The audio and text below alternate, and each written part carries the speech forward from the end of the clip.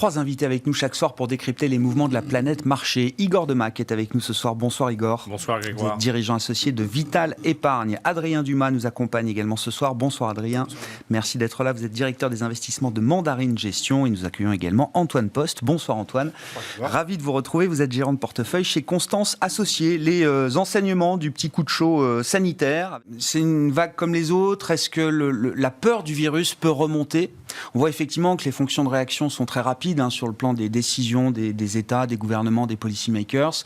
Attention particulière des banquiers centraux, mais les organisations, les entreprises, les hommes et les femmes qui y travaillent, est-ce qu'on est dans une situation où la peur du virus qui avait quand même considérablement disparu et qui permettait justement un fonctionnement beaucoup plus normal de l'économie, même si la pandémie était toujours présente, est-ce que cette peur peut remonter, Igor ?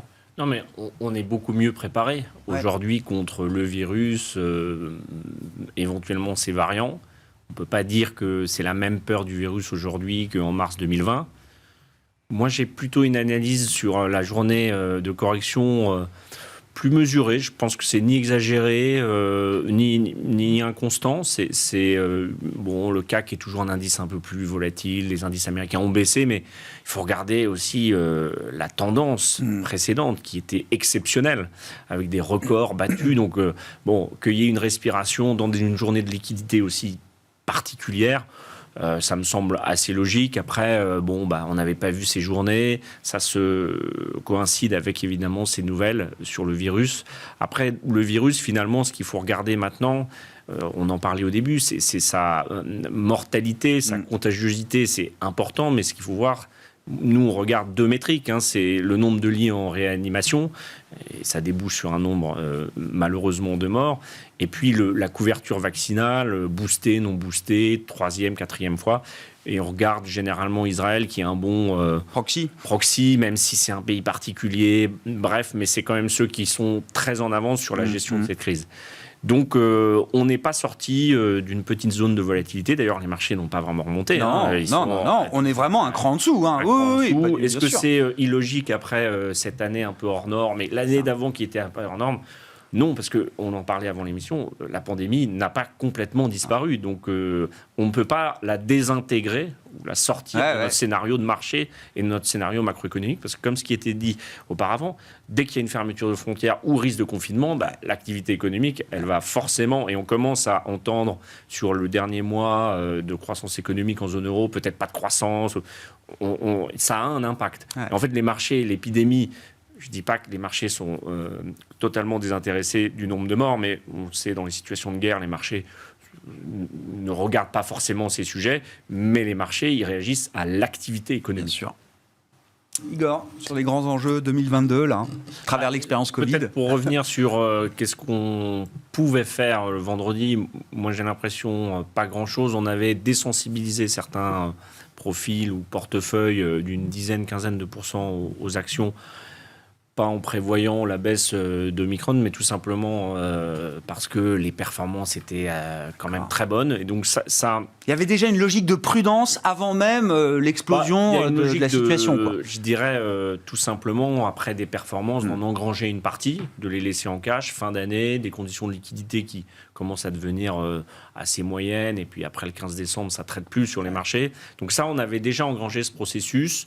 Je suis tout à fait d'accord avec le fait qu'il va falloir s'adapter à un nouveau scénario monétaire en 2022.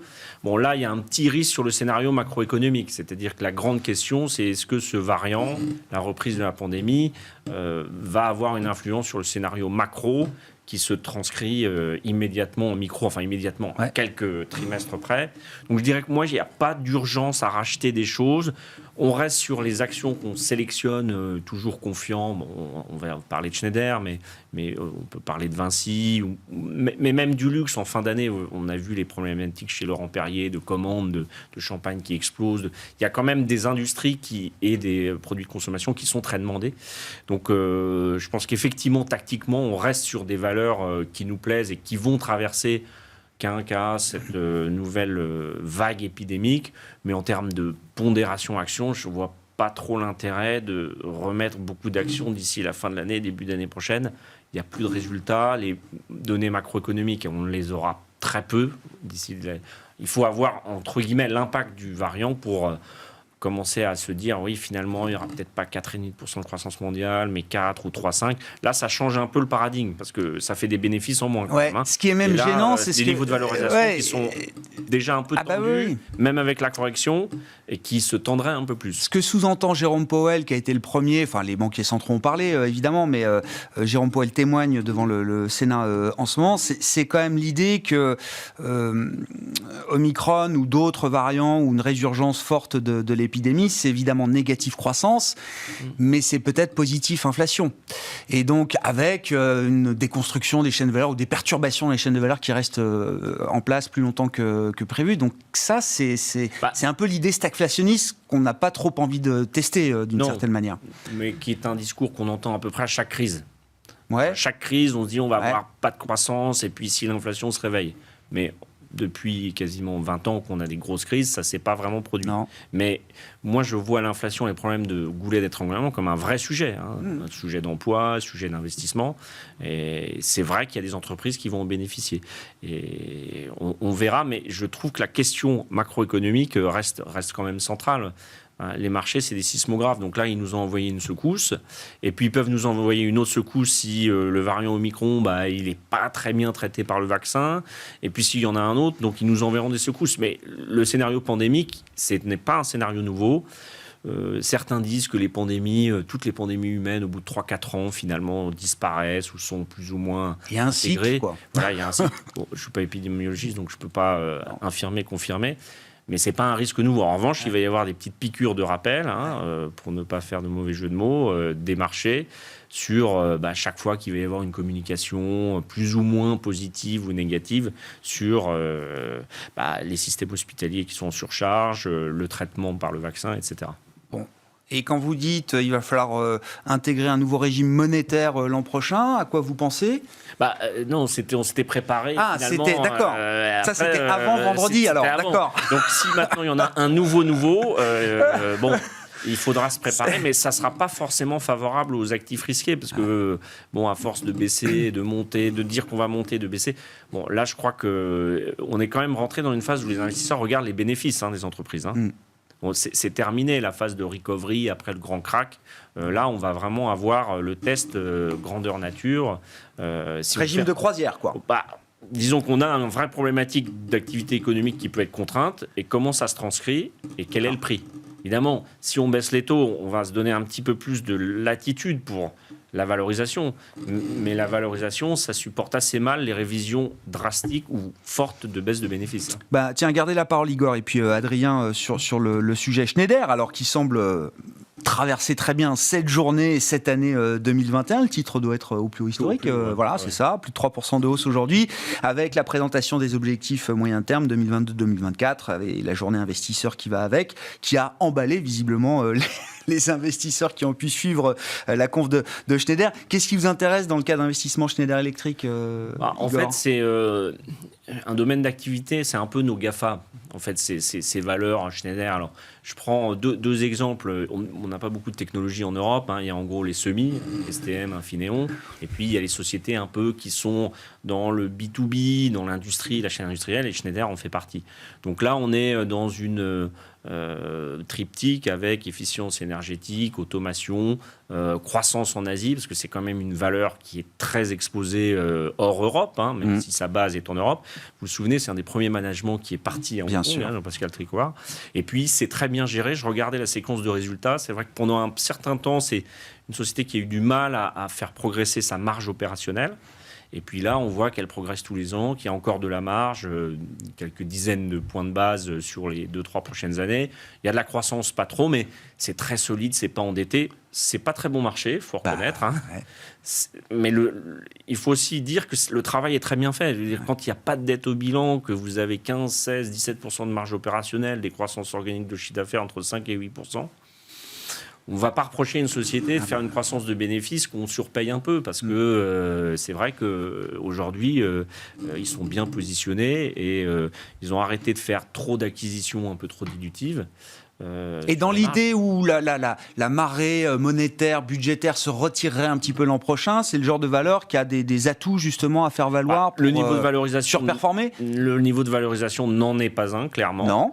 En revanche, mais bon, la on voit que tout ce qui est cher est toujours plus cher, généralement. Mais la croissance des agrégats opérationnels, c'est la clé. Alors, on peut avoir un niveau de valorisation peut-être un peu moins favorable, mais il ne faut pas oublier que si les taux montent, les sociétés qui ont de la trésorerie, c'est bon pour elles aussi, parce qu'il y a beaucoup de trésorerie inemployée chez les très très grandes sociétés qui sont plus riches que des États aujourd'hui. Je notais, Constance Associée, vous avez un focus très américain évidemment. Moi, une nouvelle que j'ai trouvée intéressante, c'est le PDG de Microsoft, Satya Nadella, qui, alors lui, s'allège, et pas qu'un peu, puisqu'il vend la moitié de sa position au capital de Microsoft. Il a vendu, alors j'ai noté, 840 000 actions quasiment, pour un total de 285 millions de dollars. C'est la plus grosse cession d'une participation pour Satya Nadella en tant que PDG de Microsoft. C'est toujours intéressant de suivre quand même un peu les insiders, ce qu'on appelle les insiders dans leur gestion de leur participation au sein de leur entreprise. Bon, je ne sais pas, est-ce qu'il y a quelque chose est-ce que c'est un signal négatif qui est envoyé de ce point de vue-là par le PDG de Microsoft ou pas forcément ? Alors, un signal négatif, non, s'agissant de Microsoft. Pour le coup, là, il y a une petite subtilité qui est que l'État de Washington va introduire une taxe sur les gains de capitaux long terme à partir de janvier 2022, et cette taxe sera de 7%. Et donc, je pense que M. Nadella a souhaité peut-être offrir à ses proches de belles vacances de fin d'année en procédant à une cession. Mais effectivement, vous soulevez un sujet qui est quand même très important. Ce sont ces fameuses ventes d'insiders qui sont révélées sur le tard. Bon, Elon Musk avait pris tout le monde de court en l'annonçant sur Twitter par le biais d'un sondage, mais effectivement ça peut poser des questions par moment sur est-ce que le CEO, est-ce que le dirigeant sent le vent tourner pour sa société. S'agissant de Microsoft, encore une fois, là je ne pense pas, ils sont très bien installés, toutes les divisions sont plutôt vraiment efficaces et arrivent à croître au-delà des attentes. Donc là je pense que vraiment il y a un timing de fiscalité qui rentre en compte. Mais c'est vrai que sur d'autres dossiers, ça peut être un cas intéressant à observer. On voit d'ailleurs certains titres perdre beaucoup quand on a la divulgation 1 ou 3 mois plus tard des ventes d'actions par leurs dirigeants. Mais vous dites, le Microsoft, d'une certaine manière, est plus fort. L'entreprise, le cas d'investissement Microsoft est plus fort que la gestion par le CEO de sa participation au capital. Alors là, totalement, puisque ça a été annoncé lundi, et lundi, Microsoft prenait 3%, si je ne dis pas de bêtises. Ouais. Avec les achats d'actions sont presque plus intéressants de la part de dirigeants que les ventes. Même si théoriquement ça ne devrait pas, mais quand un dirigeant rachète vraiment, ça donne peut-être plus envie à un investisseur d'acheter. La vente, ça passe parfois justement par des considérations fiscales et ça tombe au milieu d'une journée où il y a d'autres sujets, etc. Bon, sur la fin d'année, je ne sais pas, vous m'avez dit, Igor, il faut qu'on parle de Noël. Oui, parce que cette année, c'est le 24 décembre, donc, ou le 25, ça dépend des familles. Non, mais je dis ça parce que c'est vrai que la période de Noël, pour pas mal d'industries, c'est quand même un très gros mois. On parle du retail, discrétionnaire ou pas. C'est intéressant parce que là, on a déjà les petits chiffres Black Friday, Cyber Monday, qui sont alors un peu en dessous quand même de l'année précédente, de l'année 2019 même. C'est quand même... pour moi, c'est un peu le seul chiffre à se mettre sous la dent sur ce mois, savoir si les achats de Noël vont plus que donner une tendance de consommation, mais refléter un sentiment de confiance chez le consommateur. On est dans des économies qui sont complètement conduites par le comportement du consommateur. Donc, c'est lui qui décide. Et c'est pour ça que c'est intéressant de déjà voir, parce que le Black Friday, Cyber Monday, c'est quand même des achats de Noël. Oui, bien sûr. En grande partie. Donc, on voit bien que peut-être l'environnement est un peu plus négatif aujourd'hui avec ces variants et que... les ménages feront un peu moins. Donc tout ça, c'est des bénéfices en moins. À la fin, un marché action, ça observe la création de valeur qui vient de la macro, qui vient de la démographie. Quand on empêche les gens de bouger ou d'acheter, forcément, à un moment ou à un autre, ça se verra dans les bénéfices. Donc c'est pour ça que nous, on se dit, il n'y a pas d'urgence à acheter le marché, parce qu'on va voir comment cette fin d'année se déroule. Et puis, les questions monétaires vont se poser à l'aune de, justement, ces petits soucis macroéconomiques. Et Jérôme Powell l'a déjà un petit peu soufflé sur les marchés. Oui, il gère ses options, parce qu'effectivement, en fonction de l'évolution de la situation, les conversations de banque centrale en fin d'année pourraient être un peu plus compliquées que prévu. Déjà que les discussions n'étaient pas faciles avec, on a vu 6% d'inflation en Allemagne, 4,9% en zone euro. Temporaire, mais qui dure. Oui, qui dure pour des facteurs transitoires. Pour des questions de supply side notamment. Je voulais terminer avec l'idée du métaverse parce que alors ça devait être quand même l'événement demain sur les marchés, le ticker Facebook, c'est-à-dire le code boursier de Facebook, FB aujourd'hui sur le Nasdaq, devait devenir Meta, le nouveau nom donc du groupe Facebook, qui englobera demain la plateforme Facebook. Alors, pour une raison que j'ai pas encore bien compris, le changement de code de ticker est reporté à 2022. Ça nous empêche pas de s'interroger quand même sur l'avenir du métaverse. Est-ce que c'est un nouveau thème de marché, un nouveau champ d'investissement? Est-ce que c'est aussi nouveau que ce qu'on nous présente aujourd'hui?